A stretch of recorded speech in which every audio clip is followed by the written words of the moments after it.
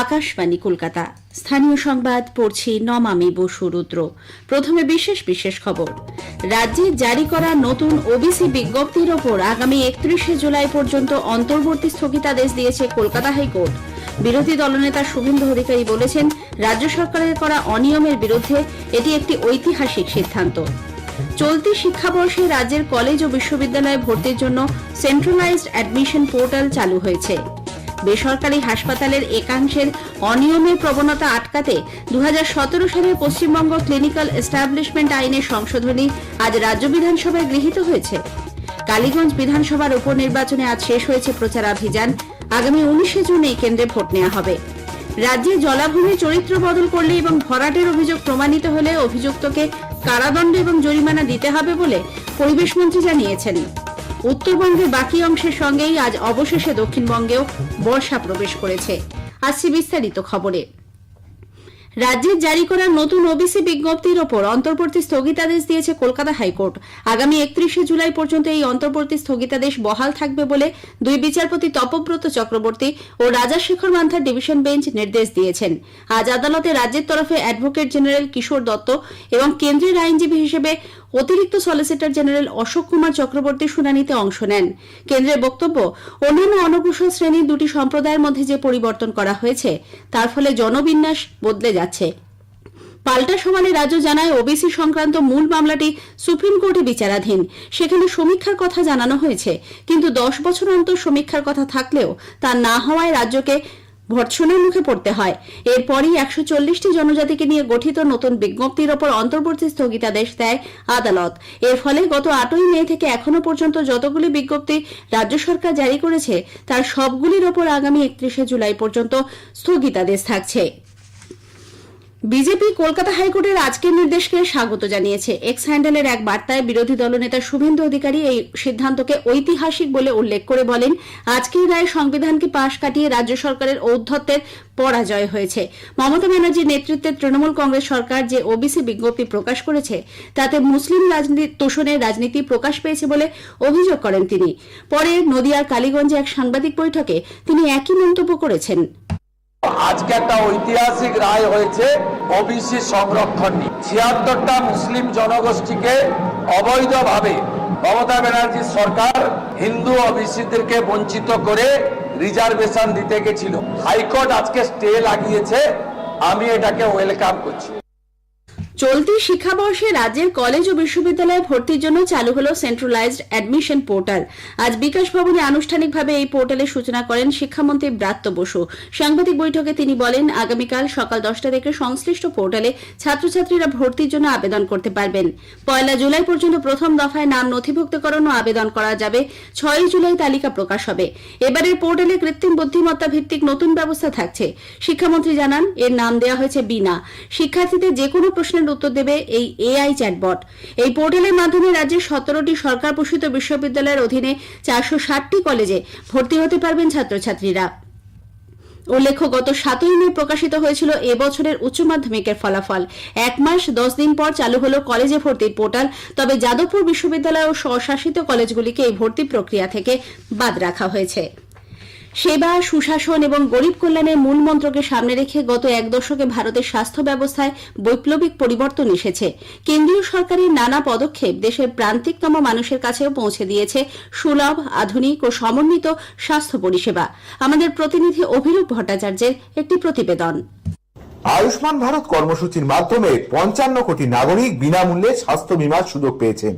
বয়স্ক নাগরিকদের জন্য চালু হওয়া আয়ুষ্মান বয়োবন্ধন প্রকল্পের আওতায় 70 বছরের ঊর্ধ্বে প্রত্যেকেই পেয়েছেন স্বাস্থ্য নিশ্চয়তা।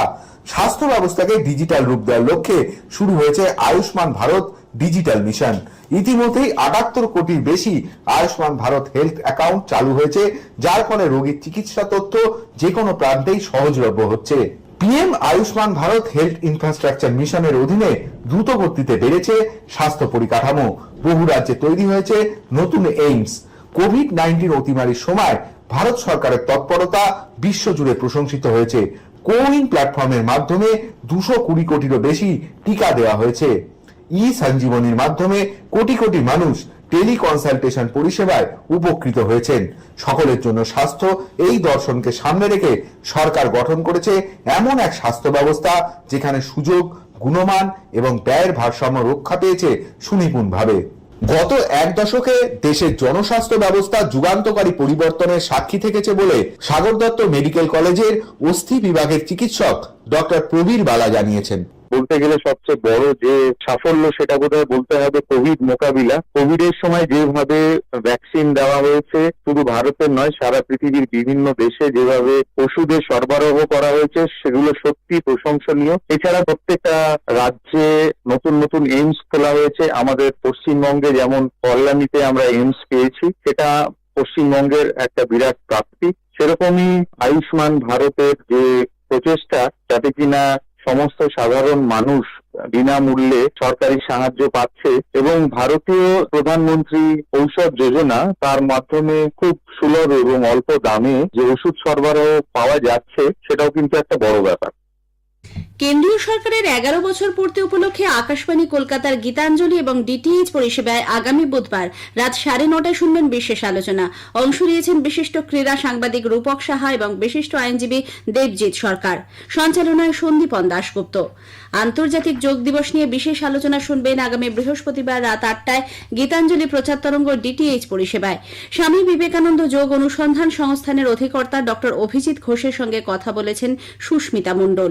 যোগাভ্যাসে পদকজয়ী কয়েকজনের সাথে কথাও শোনা যাবে।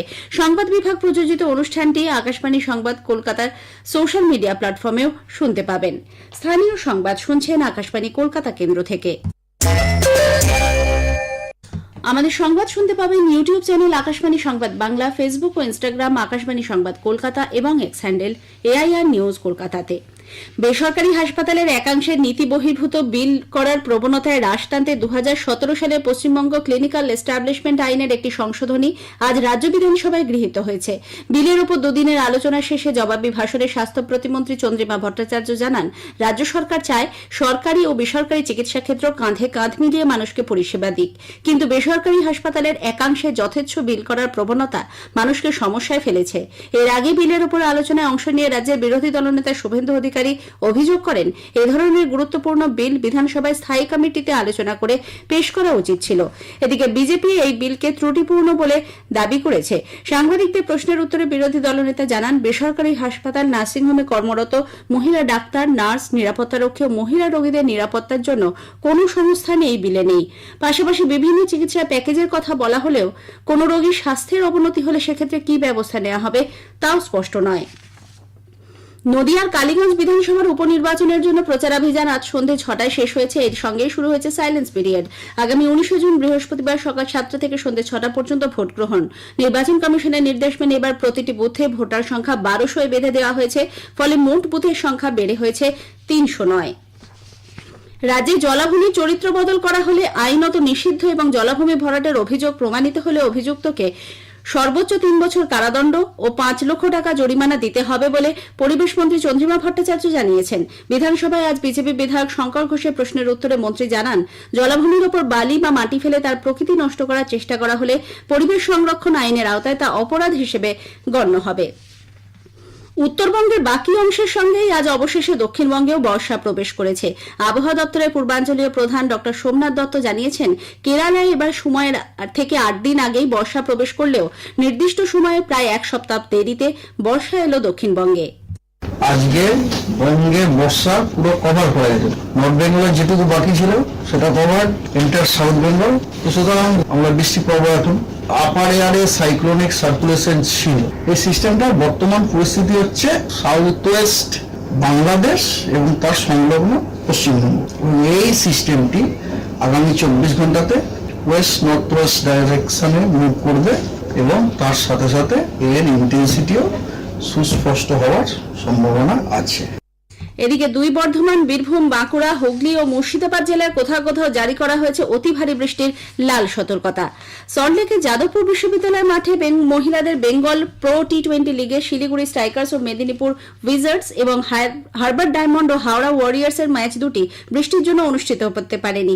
একই কারণে ইডেনে পুরুষদের খেলাও পরিত্যক্ত হয়েছে। শেষ করার আগে স্থানীয় সংবাদের বিশেষ কিছু অংশ আরও একবার। রাজ্যে জারি করা নতুন ওবিসি বিজ্ঞপ্তির ওপর আগামী 31শে জুলাই পর্যন্ত স্থগিতাদেশ দিয়েছে কলকাতা হাইকোর্ট। চলতি শিক্ষাবর্ষে কলেজের জন্য চালু হয়েছে সেন্ট্রালাইজ অ্যাডমিশন পোর্টাল। স্থানীয় সংবাদ শেষ হলো, এরপর খেলার খবর 8টা বেজে 10 মিনিটে।